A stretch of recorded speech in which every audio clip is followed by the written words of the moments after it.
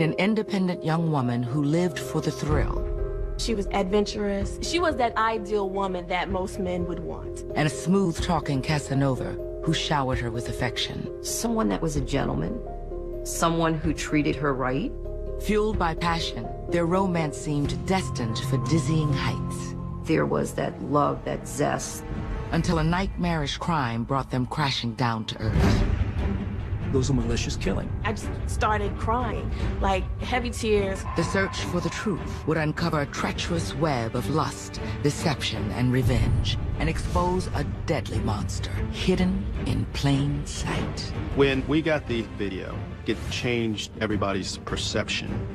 I screamed at the top of my lungs. One of the worst cases of total disregard for human life I've seen. That relationship took a fatal turn for the worst.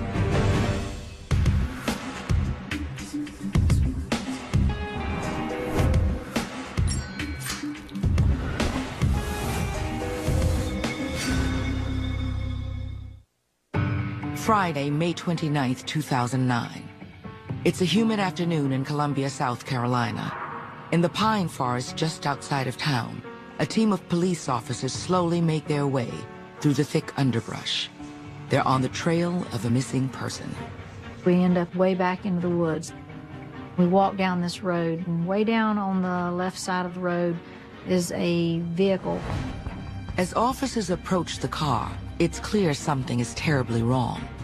You could tell that there had been an enormous fire and it engulfed the entire car. Searching the car's charred interior, the police find no signs of their missing person. But when examining the back of the vehicle, one of the officers makes a gruesome discovery. I was able to look, and I could see a human skull in the trunk of the car. Are these the remains of the missing person police are looking for? If so, how did they end up in the back of this burned-out car? The answers to those questions would ignite a firestorm of scandal. And in the ashes, lay bare a smoldering tale of sex, lies, and cold-blooded murder. Charlotte, North Carolina. It's a town known for its down-home Southern charm. It's also the town 30-year-old Nikki McFadder calls home. Nikki was a beautiful African-American woman, really smart, sharp. Raised by her grandmother, Nikki was a bright and curious child. And by the time she was a teenager, Nikki had developed a taste for adventure. Nikki lived life to the fullest. She wanted to have a thrill, and she always found a way to do it. She has such a great spirit, such an engaging spirit, that you couldn't help but to fall in love with who she was and what she was about. After college, Nikki snagged a job as a ticketing agent with a major airline based in Charlotte. It came with a great salary and benefits, including free airfare just about anywhere she wanted to go. It was a perk Nikki took full advantage of. While Nikki's professional life was soaring to new heights, her love life had yet to take off. It's hard just being a successful Black woman to try to find that mate that we would want to build a future with. Eventually, Nikki decided to take her search for the perfect man online. She felt that her future mate was not in Charlotte, that she would need to, venture out online to find her future husband. It didn't take long for an online dating website to set Nikki up with a potential match, a handsome 29-year-old power plant employee named Teddy Manning. He had a good job working for a nuclear power plant, and he was soft-spoken, clean-cut, the kind of person that you settle down with.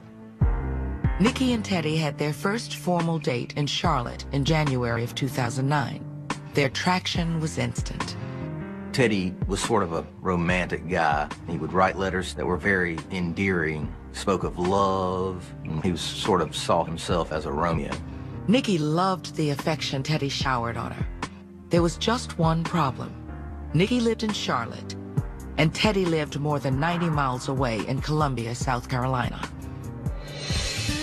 But Nikki was never one to let a road trip stand in the way of a good time. And soon she began making weekly trips to Columbia to see Teddy. He lived close enough that she could go back and forth, and he could go back and forth. And he was fun. After a few dates, Nikki and Teddy began sleeping together. Nikki told her friends her and Teddy's chemistry in the bedroom was electric. Nikki also told her friends that she believed she'd finally found the man of her dreams in the smooth and charming Mr. Manning.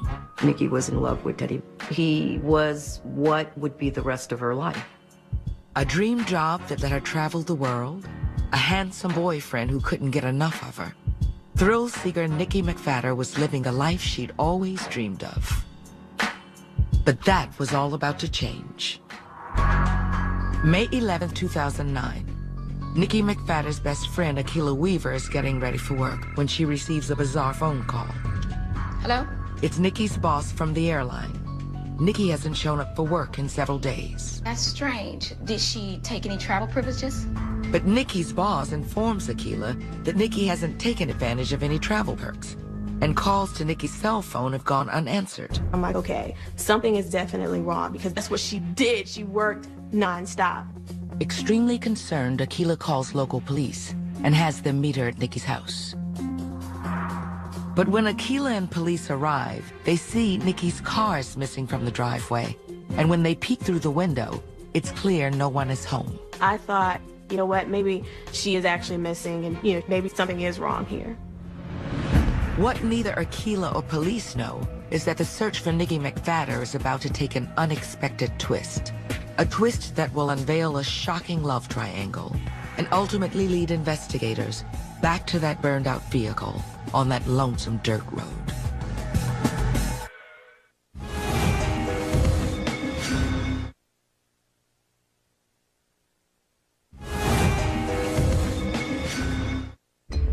After turning to the internet, 30-year-old airline employee Nikki McFadder found her soulmate in handsome and soft-spoken Teddy Manning.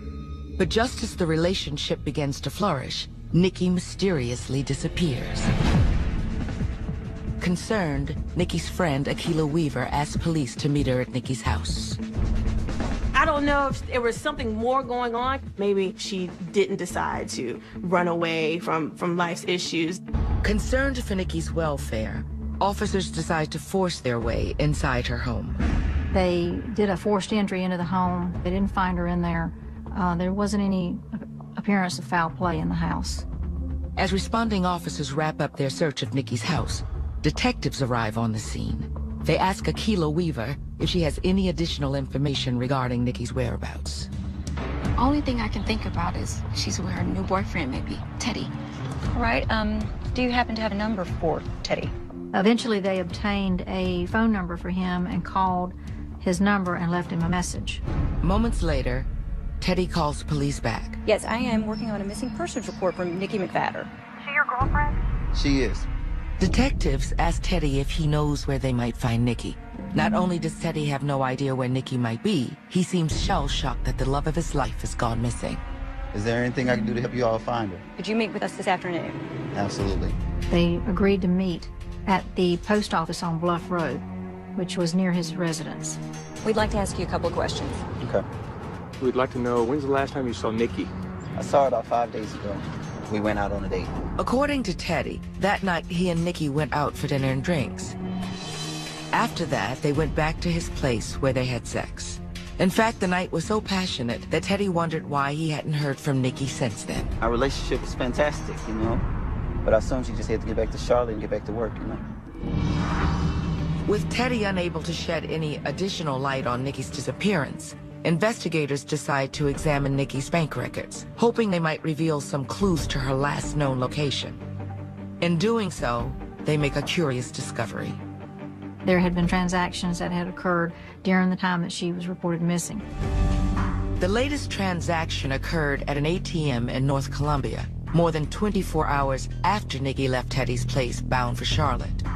So, of course, our next thing would be to go try to pull that surveillance tape of that day and time. But when investigators subpoena the footage, they quickly realize that the person using the ATM isn't Nikki McFadder. The video from that transaction was suspicious. The card user didn't pull up directly to the ATM. They stayed back. But if this isn't Nikki McFadder, who is it?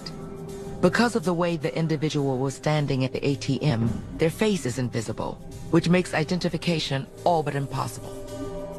That's common of someone trying to avoid the ATM camera itself. It's a fact that suddenly gives investigators a chilling new theory about what happened to Nikki. We all had to consider the possibility that Nikki McFadder may have been a victim of a robbery. Police may have been unable to identify the mystery suspect, but they are able to determine the make and model of the car they were driving. And in examining the footage, investigators noticed something else. No, wait, let's look here. There's definitely someone else in the vehicle. It's now clear that the person who used Nikki's ATM card wasn't alone. One stood back, the other one went to the ATM. Investigators attempt to enhance the surveillance footage, hoping it might help them identify the two suspects. What does that say? Can you zoom in here on this person on their shirt? Yeah, mix them in. It isn't long before they key in on a potential clue. This is staff. Staff. We were able to see that the person using the card had the word staff printed on the back of a t-shirt. While identifying the word staff on the t-shirt is a plus, with no other clues to go on, the police are no closer to identifying the two suspects, so they turn to the local media for help.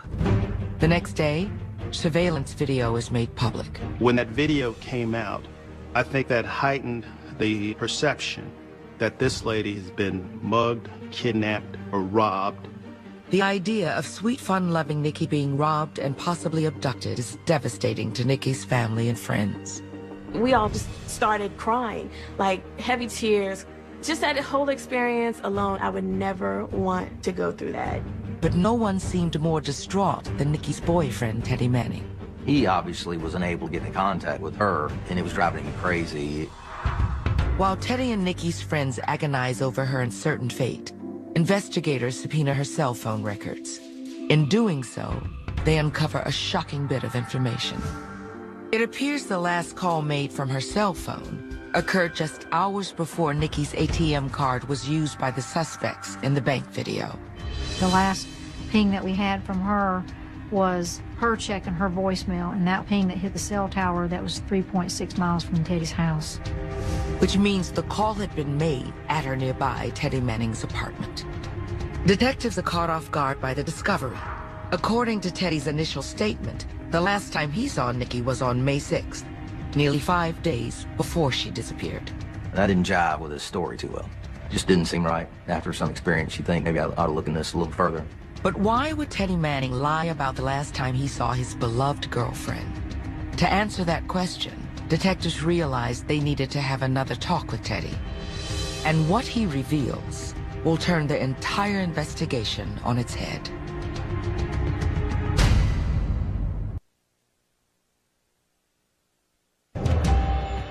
"30-year-old Nikki McFadder seemed to have it all.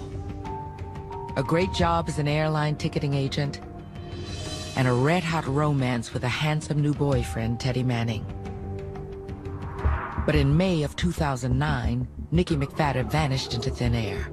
When a surveillance video from a local ATM surfaces showing two unidentified suspects using her bank card, detectives start to suspect that Nikki might be the victim of a deadly robbery.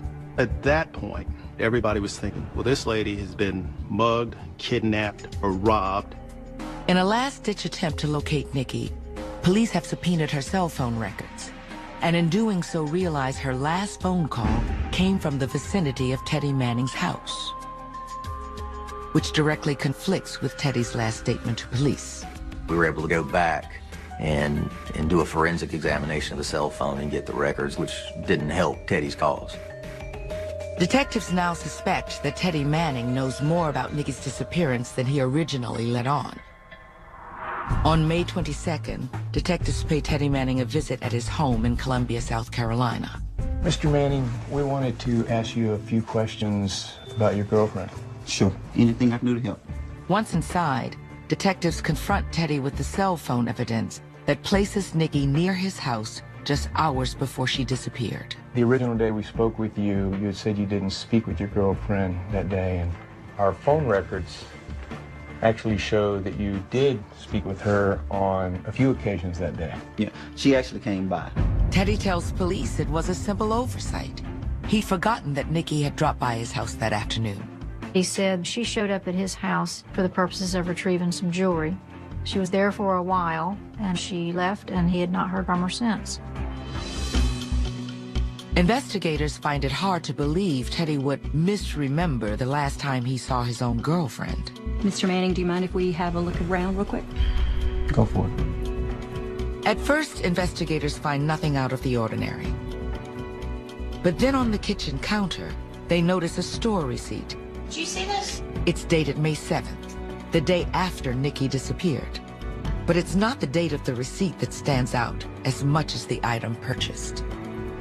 It was a receipt for a purchase of bleach. The bleach purchase indicated to us it might have been a possible effort for cleanup of a crime scene. So when did you buy this bleach?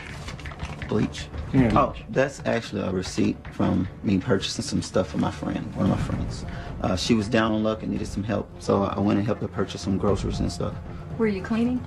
Investigators' interest is immediately piqued. Who is this woman Teddy is purchasing groceries for? Yeah, she has kids. She's a single mom, so apparently she needs some bleach to clean clothes or house or whatever. Teddy tells police the woman is Kendra Goodman, a single mom and longtime friend of Teddy's who's been struggling to make ends meet. Teddy's calm, cool demeanor suggests he's telling the truth. But investigators know the only way to find out for sure is to follow up with Kendra Goodman. Do you have any contact information for Miss Goodman? Sure.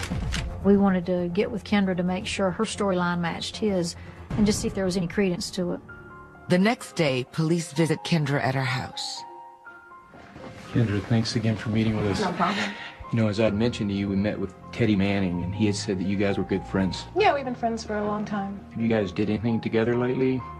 Yeah, as a matter of fact, we went to the grocery store about a week ago. Kendra said she knew Teddy Manning, and they were mutual friends. You know, Teddy told us about the trip to the grocery store. In fact, he had the receipt, and he said that you purchased some bleach that night. Yeah, we did.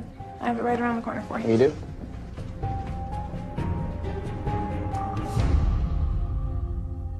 She actually brings the bleach out to us and shows us the bleach that he bought for her. Did Teddy ever mention any of the women that he was dating? He did mention a girlfriend. Okay. Yeah. Kendra tells them she knew Teddy had fallen hard for this new girlfriend, but Kendra never caught her name. So would the name Nikki mean anything to you? No, it doesn't ring a bell. Like Teddy, Kendra seems to be telling the truth. With both Kendra and Teddy's stories seeming to line up, investigators are hit with the sinking feeling that they might never figure out what happened to Nikki McFadder. But as they're leaving Kendra's apartment, Detective Camilla Hopkins notices something on the street outside. A piece of evidence that seems to tie young Kendra Goodman to the disappearance of Nikki McFadder in the most direct way possible. Look at the license. Yeah. The car is nearly identical to the one driven by the two individuals in the bank surveillance video. Investigators run the plates and learn the vehicle is registered to Kendra Goodman. Could Kendra Goodman be responsible for Nikki's disappearance? On the surface, it makes sense. Kendra's in need of money, which means she might have targeted her friend Teddy's financially successful girlfriend. Or perhaps Kendra and Teddy were more than just friends, and Kendra Goodman decided to take out her romantic rival once and for all. We obviously needed to get Kendra Goodman into our office to confront her with a few things. But when investigators confront Kendra, she'll reveal a web of lies and betrayal. A web that entangles both her and Teddy Manning, and at the center of which is the jaw-dropping truth behind what really happened to Nikki McFadder.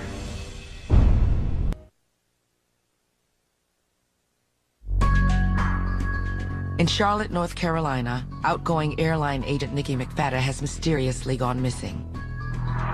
Cell phone records initially led investigators to believe Nikki's new boyfriend, Teddy Manning, might have something to do with Nikki's disappearance. But after questioning Teddy, detectives are beginning to believe he's innocent of any wrongdoing. The same is true of Kendra Goodman, a struggling single mom who's also a friend of Teddy's. But as investigators are wrapping up their interview at Kendra's apartment, they make a startling discovery. A car that appears to be an identical match for the one driven by the suspects who used Nikki's ATM card shortly after her disappearance. When we went to Kendra Goodman's house, and obviously we made the connection. With the car parked almost squarely in front of Kendra Goodman's residence, Investigators can't help but speculate that this demure young woman might be involved in Nikki McFadder's disappearance after all. We're on to something here now. We needed to get Kendra Goodman to kind of take another shot at her and get a little bit more in depth.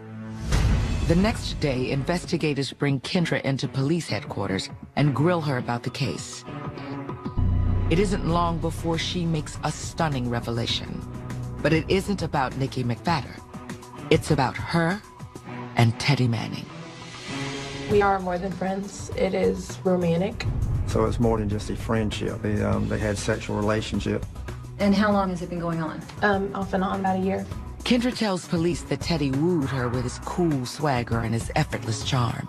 At first, she tried to resist his advances, but the closer they became, the more difficult Kendra found it to deny her true feelings. I love him. I want to be with him. It's more than sex. Teddy and Kendra had a relationship where they needed each other. They did things for each other. She really connected with Teddy. Ultimately, I think she wanted to move in with Teddy and engage in a long-term relationship. So did Nikki hurt this relationship? I mean, is that your opinion? Nikki caused problems? She did. But Kendra's dream of being with Teddy took a big hit once Nikki entered the picture. I wanted her gone. I did not. I wanted Teddy to myself. But according to Kendra, even with Nikki in his life, Teddy wasn't willing to cut Kendra out of the picture entirely. During the interview, Kendra mentioned that she was friends with benefits type friend. Everybody makes mistakes, but two ongoing relationships, that's not a relationship. You're a player, okay? In an instant, Kendra Goodman has applied investigators with a clear-cut motive why she might want Nikki out of Teddy's life for good. But when pressed about her involvement in Nikki's disappearance, Kendra maintains her innocence. So detectives decide to up the stakes. We asked her to take a polygraph test, which she reluctantly agreed to do. Strapped to the polygraph, Kendra again denies having anything to do with Nikki's disappearance. But according to the polygrapher, the results tell a different story. I spoke with our polygraph examiner and he informed me that she had failed the test. I knew I had an opportunity at that point to confront her with this and hopefully get her to break. Kendra, I know you're lying. I just told it like it was. I knew that she was hiding something from us, and that is when she broke down, just began to cry. Investigators expect Kendra to confess to murdering Nikki McFadder in a jealous rage. But Kendra tells police that's not quite how it happened. According to Kendra, it all started when she received a call from her beloved Teddy. He called me early that morning. Teddy called her and wanted her assistance to take a car back to a guy whose car he had been working on. And this wasn't unusual. I mean, you did this from time to time with him. Yeah, I mean, that's what he does. He works on cars. In addition to his job at the power plant, Teddy often did car repairs on the side for extra money. So when Teddy asked Kendra to help him, she didn't think twice about driving over to his place and following him as he returned the car to his owner. She follows him in her car to the location where Teddy's taking this vehicle back to. But Kendra tells police that after a few miles, Teddy took an unusual detour. She told us that Teddy had driven the car up to a church in Fairfield County. There was a dirt road nearby. According to Kendra, Teddy parked the car in the middle of this lonesome road, then walked back to her and told her to stay where she was. Just wait here, I'll be right back, okay? Okay. Teddy then walked back to the other car and drove it around a bend and out of sight. From where she was sitting in her car, Kendra said she couldn't see what happened next. But moments later, she heard a big boom coming from the direction where Teddy drove his car, followed by a huge plume of black smoke rising into the sky. He then walks off into the distance and she sees an explosion. Not long after that, Teddy came walking back, carrying a gasoline tank. It wasn't hard for Kendra to figure out what just happened. He went in and burned the car in the woods. Let's go. Without asking questions, Kendra follows Teddy's orders. Then on the way back to his house, Teddy had her stop at a bank. Manning and Goodman drove to 8800 Farrow Road, where they used an ATM machine and got $500. Police asked Kendra to describe the car that she'd helped Teddy destroy. The description Kendra provided fit Nikki's car to a T. We were able to get Kendra to the point where she admitted it was Nikki's car.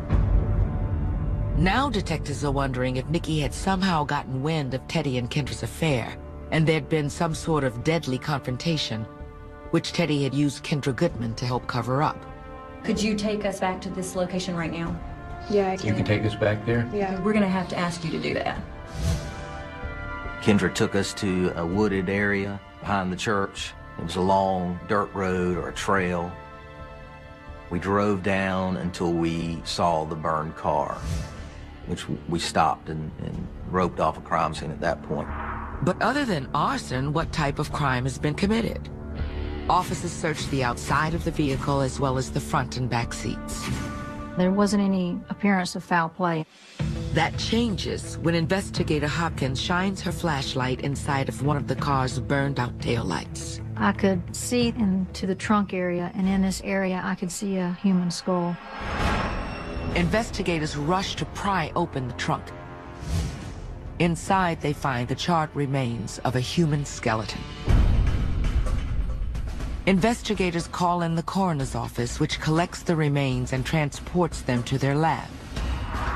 Hours later, they confirm the victim's identity. We were able to do dental examinations on the teeth and make a positive match to Nikki McFadder. And she said they found Nikki's body. I just started to cry. I screamed at the top of my lungs. There was no getting her back. There was no seeing the smile. There wasn't even a goodbye. It just was gone. The coroner is also able to confirm that while Nikki's body was burned, the actual cause of death was a single bullet to the back of the head, execution style.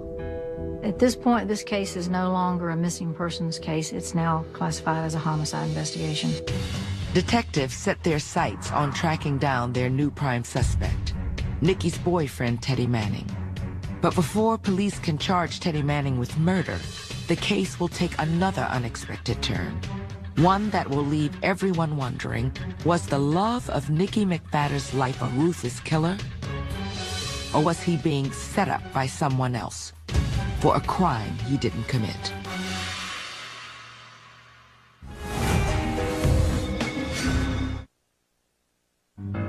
When fun-loving and vivacious Nikki McFadder met charming Teddy Manning online, she thought she'd met the man she wanted to spend the rest of her life with. But after a shocking confession from Teddy's mistress, Kendra Goodman, detectives have reason to believe that Teddy might have murdered Nikki to cover up his two-timing ways. We are more than friends. It is romantic. And then used Kendra to help dispose of Nikki's body. Though judging from Kendra Goodman's reaction, she had no idea she had assisted Teddy in such a heinous crime. I told her what I'd found, and she immediately got sick. She threw up right there. It obviously affected her. Oh my God, no. But Kendra is adamant she wasn't involved in Nikki's actual murder, nor was she aware that Nikki's body was in the trunk when Teddy set the car on fire. Oh my God. I had no idea, I swear. In an attempt to prove her innocence, Kendra shows police her cell phone and the dozens of text messages she and Teddy had exchanged once he learned police had brought her in for questioning. She told Teddy that she was going in to speak with us, and it was driving him crazy. He had been sending her text messages throughout the interview, encouraging her not to tell us the truth. The text messages also revealed that Teddy had just returned to his house in Columbia. Within the hour, officers descend on Teddy's home and arrest him. He knew he was in trouble at that point. His entire demeanor was different. As Teddy is carted off to county jail, investigators execute a search warrant on his home. In his bedroom closet, they find an important clue. Is that what we're looking for? The shirt was very important. It was seen on an individual that was at the ATM machine just the same day as the murder took place. The shirt isn't the only thing police find in Teddy's closet. We found a case, some paperwork, and a case for a missing gun. The paperwork for that pistol put Teddy Manning as the owner, but the pistol was gone. The shirt and gun case are telling pieces of evidence. but they're strictly circumstantial. That's when CSIs using a chemical reactant known as luminol make a crucial discovery. Luminol will reveal both removed blood and existing blood. We use that process in Teddy's home. We were able to find several areas where blood existed and blood had been cleaned up. The blood evidence is the piece of the puzzle investigators have been looking for. On May 30th, 2009, prosecutors charged Teddy Manning with the murder of Nikki McVatter.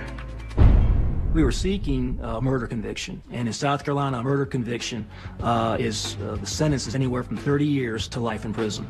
Nikki McVatter's family and friends, they obviously wanted him to get life, you know, a life for life. If I had the opportunity to lay hands on him, I probably would have. As for Teddy's lover, Kendra Goodman, she's charged as well, though not with murder. Kendra was charged with accessory after the fact, disposing of the body and the evidence.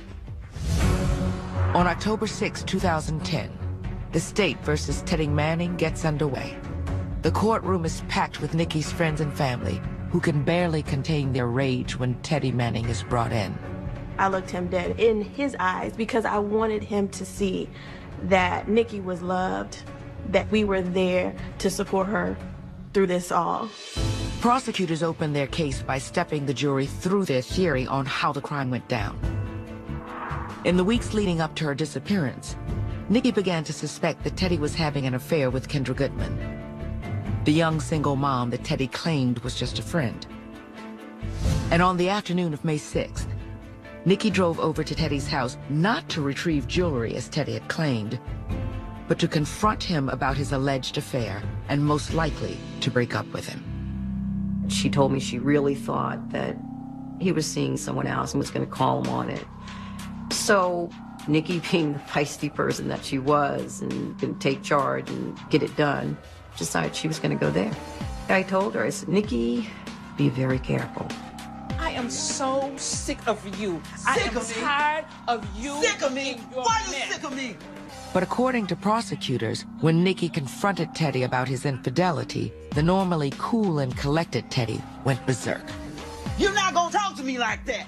I run this house. I run you. Teddy had a big ego, and I think that he might have been somewhat of, you don't break up with me, I break up with you. Prosecutors assert that Nikki then tried to leave, but before she could get out of the door, Teddy grabbed the pistol he kept in his bedroom closet and shot Nikki point blank in the back of the head. You're a player, okay? And so you hated the game when she said, I'm done, because now she's played you. And the way you get her back is to kill her, and shot her in the back of her head. Prosecutors claim that after shooting Nikki, Teddy bought some bleach and other supplies and did his best to clean up the crime scene. Then, Teddy loaded Nikki's body into the back of her car and enlisted Kendra Goodman to help dispose of the vehicle. Hey, come follow me real quick. I need to drop this car. All right. This whole plan after the murder was to keep him from getting caught. He burns the body, so there's no evidence. He leaves, he gets Kendra to drive him back. But prosecutors claim that on the way home, Teddy decided he could use a little extra cash. So he swung by an ATM, withdrew as much as he could from Nikki's account, using a bank PIN number Nikki had shared with him once their relationship got serious. To bolster this claim, prosecutors call Kendra Goodman to the stand. We're putting her up as a witness in the case. The fact that she took us to the location of the body in the burned car, I think that reassured the jury that Teddy had actually done this. He said, "Do you trust me?" I said, "What do you mean, do I trust you?" From the stand, Kendra stresses that she had no idea that Nikki's body was in the car when it was burned, and that the entire murder plot was Teddy's idea. But then, Kendra adds some new, even more scandalous details to the story. They burned her body. They returned home and they had sexual relations. It was like, it didn't matter what Manning had just done to another human. Cold. Like, this was just a disposable piece of tissue that you just folded up and threw in the trash. It's powerful testimony, But now it's the defense's turn to present their case along with their own surprise witness, a witness whose testimony will call the state's entire version of events into question. A witness named Teddy Manning.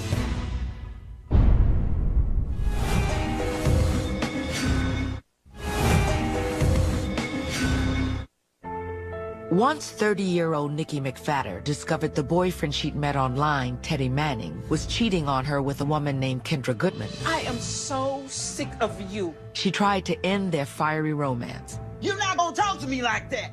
I run this house. I run you. But Teddy refused. And as Nikki was about to walk out on him, Teddy shot her dead, burned her car and her body, and enlisted his lover, Kendra Goodman, to help him cover up the crime. Or at least that's the case prosecutors in Teddy Manning's murder trial have just finished laying out. But when it's their turn, the defense puts forth a much different theory about the crime. One that doesn't attempt to deny or discredit the horrific evidence linking their client to Nikki's death, but does call into question the manner in which the shooting took place. They told us that he did shoot her, but it was an accident. The thing we have to realize is that not every killing is a murder. To prove this claim, the defense makes a bold move and calls Teddy Manning to the stand.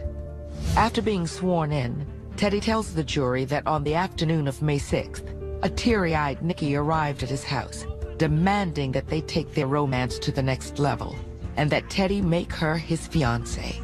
I need a commitment. I've given you my heart and my life. When Teddy balked, Nikki became enraged, to the point that Teddy feared Nikki might do something drastic, which, according to his defense team, is exactly what happened next. He told us that she was getting upset. She went to a closet in his house and pulled out a pistol. Teddy tells the court that Nikki cocked the pistol and took aim at him. Teddy lunged for the gun and tried to wrestle it away from her. He said that he'd fought with her over the pistol, trying to get it away from her and fight the gun out of her hands. It went off and struck her. The gun went off and hit her in the back of the head. It's a story that Nikki's friends and family have a hard time swallowing. This was not an accident. He planned this out. And even if he didn't plan it, after it happened, he still had this nonchalant attitude that he didn't care about Nikki and that he still was going to live day by day as if, you know, nothing had happened, as if it was just another day. From his seat on the witness stand, Teddy goes on to say that after accidentally killing Nikki, he panicked. So he called his friend Kendra Goodman, who, according to Teddy, came up with the rest of the plan. He said that the idea of burning the body was hers and she was encouraging him to do it. Teddy also claims that it was Kendra's idea to clean out Nikki's bank account, as well as her suggestion that they have sex when they got home. As for why he went along with Kendra's plan, Teddy claims he was too shell-shocked to realize that what he was doing was wrong. At first, Teddy's testimony seems a bit far-fetched, but when cross-examined by prosecutors, he sticks to his story. And when both sides rest, nobody's quite sure who the jury will believe, Teddy Manning or his confessed lover, Kendra Goodman. After only 10 hours of deliberation, the jury returns with their verdict. The jury comes back, the verdict is then handed to the clerk. The jury comes back with a voluntary manslaughter. It's the least severe conviction they could have returned outside of a complete acquittal. To Nikki's supporters, the verdict stings like a slap in the face. I was disappointed at the process, disappointed that the jury didn't understand he'd lied. I think I was just surprised that they did come out with a verdict that they did. But Nikki's loved ones aren't the only ones who believe Teddy deserved a harsher punishment. Judge Cooper saw what Theodore Manning did to Nikki McFadder. He saw what he did to her body afterwards, and he gave him the maximum sentence he could give him, which was 30 years. The stiff sentence does offer Nikki's loved ones some sense of satisfaction, but it's overshadowed by the knowledge that no amount of punishment can ever replace the loss of their beloved Nikki, nor can it wipe away the fact that Teddy Manning may one day walk out of prison a free man. I didn't think that I would get as emotional as I did. But, I mean, you still have the rest of your life to live, and yet we don't have our friend Nikki anymore. The death of Nikki McFadder also serves as a cautionary tale that a red-hot romance, no matter how thrilling, may not always lead to true love. and that Mr. Right you meet online may end up being Mr. Wrong. When you meet somebody on the internet, you might not know who you're getting involved with. So you should be very, very careful about that. That relationship took a fatal turn for the worst.